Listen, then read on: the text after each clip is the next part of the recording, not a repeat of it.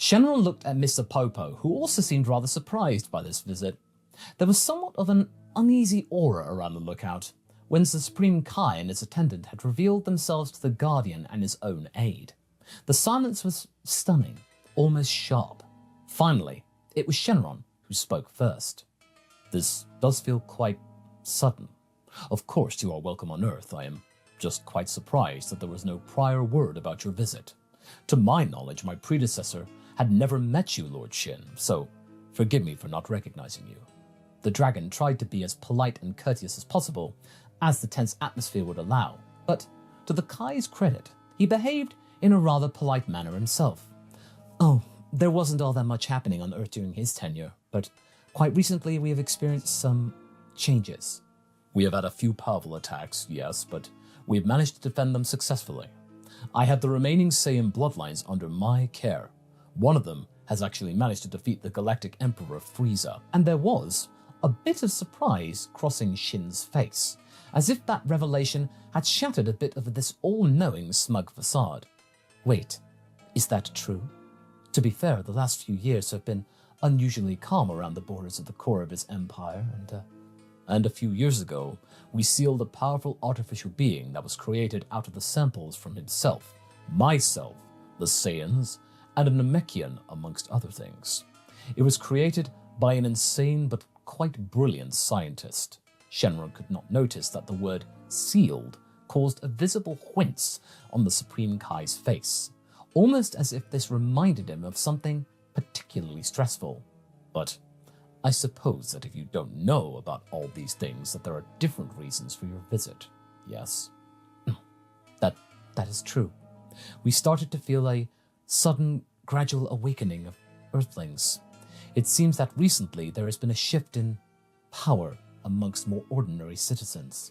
Shin got focused again, deepening his voice. "Indeed, but I am quite surprised that you know about that.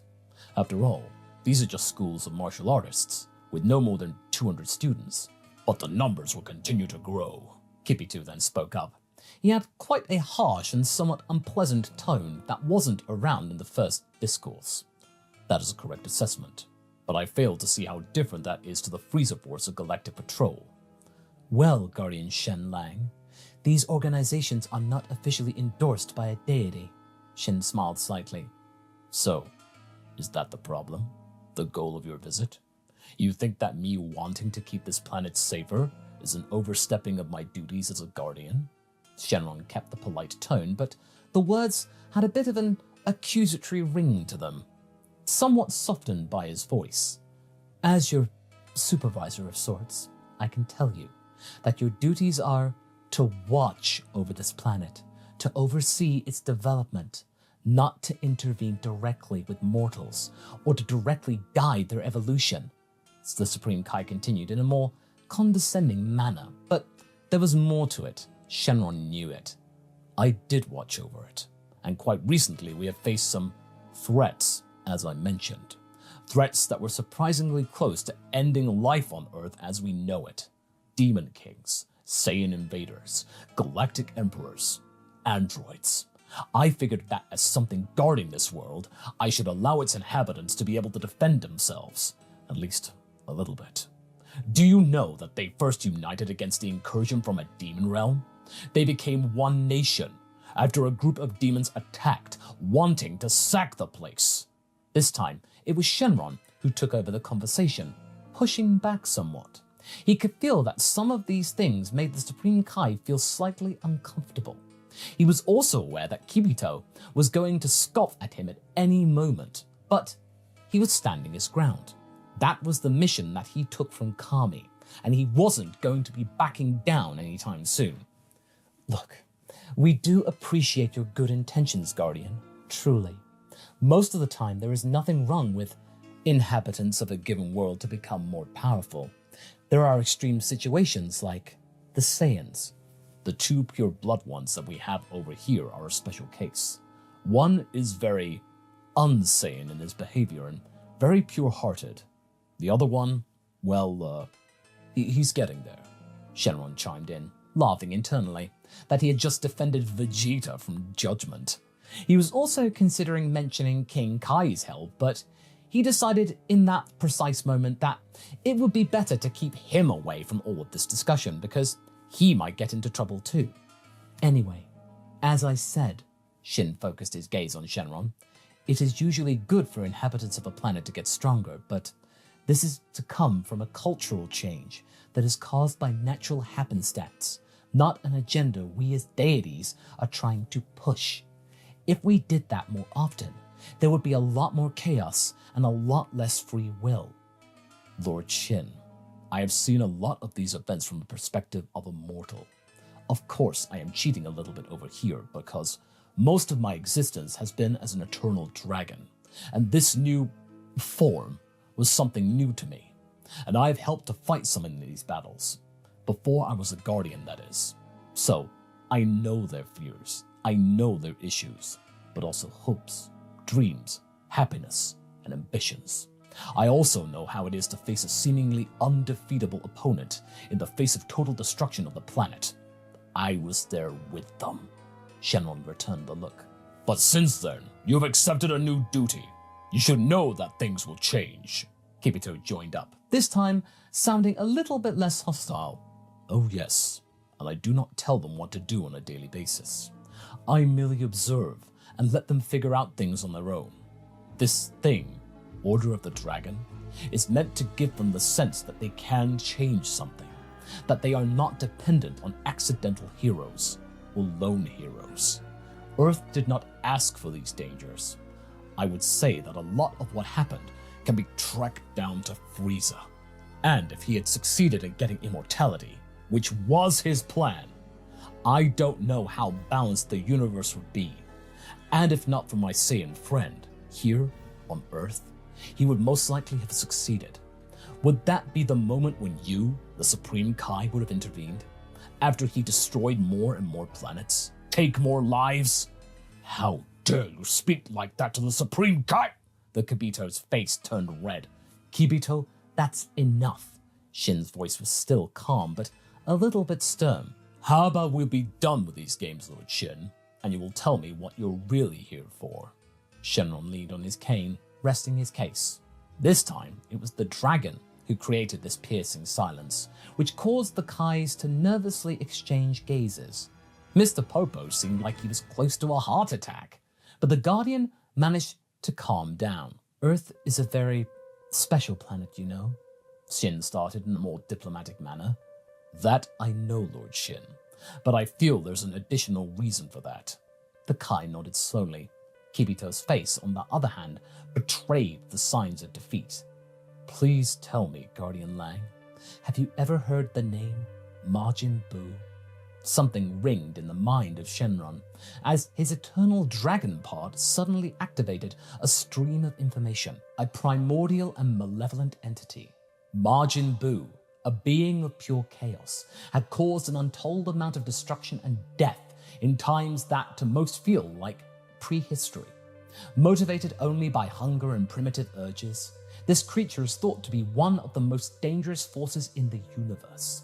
The exact details of how its rampage came to an end remain mysterious, but it is known that at some point, the creature just disappeared.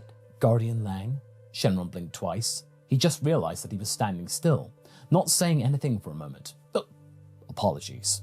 It seems that my eternal dragon part provided me with some information on this Majin Buu creature. It got me rather deep in thought. I am not aware of what happened to it. It got sealed ages ago by an evil wizard, Bibidi, who is also its creator. I managed to eliminate him and hid the egg in which this creature was sealed, Shin explained. And it's here, right? On Earth, Shenron sighed deeply, knowing what was coming. Indeed. Good news is that it needs a tremendous amount of power to be released. But you are worried that enough power could cause it to break free? No. Now it all makes sense. Shenron looked at Mr. Popo. Forgive our deception, but Earth used to be, and please don't take this the wrong way, rather unassuming. It made it a very good hiding spot for the Erg thousands of years ago. Is there any danger that it would absorb the power from the battles that we have had over here? Shenron changed his tune, rather interested but also concerned. This was indeed worrying, and somehow he was able to somewhat excuse the attitude that the Kais had had. This had changed things. Luckily, no. You would have to transfer the energy directly to the egg. So, what's the real danger here? If it's well hidden, not much should change, right? Mr. Popo spoke up for the first time. Well, we know that some dark powers are working to get the egg back. You see, Bibidi had left numerous doppelgangers sealed away in various parts of our universe. We have managed to destroy some of them, but effectively, the strongest of them would inherit the powers of their father. The magic that some of them can wield is rather impressive. I can't wait to tell my friend Piccolo about this. Is there a way we could move this egg, perhaps? Shenron strokes his beard. We thought about that, but that would make it easier to track. Kibito dropped the hostility completely. It was good to see that all of them were now on the same side. We have a reason to believe that they may try to look for an opportunity to draw energy from the locals in order to wake Majin Buu up. Shin nodded slowly. Well, this might give us an opportunity to set up a trap, perhaps. Shenron looked at them. If we fill in with my friends who are the defenders of this world, we could eliminate this danger before it even makes a move. Do you trust them, Guardian? Even the Saiyans? Kibito's question was honest, and though Shenron could see that it took him a lot to go for it, he could at least appreciate not being demeaned anymore. With my whole existence, I can call them in if you are comfortable with sharing the information. The Supreme Kai slowly nodded as Shenron closed his eyes. A surge of telepathic information filled the air and wandered toward the minds of the Z-Fighters. The call to gather was now. It was a little chaotic when everyone had shown up. Goku, Vegeta, Piccolo, Krillin, 18, Tenshinhan, Yamcha, Chaozu, and Yajirobe were present. And there was obviously a bit of catching up to do, and a slight surprise due to the presence of these newcomers. It was quickly explained to the heroes who they were and what they meant. So, how much time do we have? Vegeta crossed his arms and looked at them sideways. Unknown. We are investigating mostly hushed tones and whispers about the new era Bibidi rising. We don't know the exact time they can appear. Tomorrow? A month? 4 years? It's quite early, Shin started. We can end up not involving Earth at all if we can find them first, the prince scoffed. They are quite adept at hiding. If we scare them away, they can try again in a century or two. They are very patient and can outlive most of you, Kibito said, giving Vegeta a stern look. Well, who do we expect then? If he can train, I'm sure he can give them a beating here on Earth. Goku, of course, seemed like he was dreaming about a new challenge. Well, the rumors we heard mention that they have some high-ranking help from the demon realm, maybe even from the Supreme King Deborah himself, Shin grimaced. Deborah? Piccolo's ears moved. Somehow it felt almost familiar. Yes, he is quite cruel and powerful. More powerful than Frieza, that's for sure. From the description, he might even be comparable to that cell monstrosity Guardian Lang told me about, the Supreme Kai continued. So, the best course of action would be just be ready?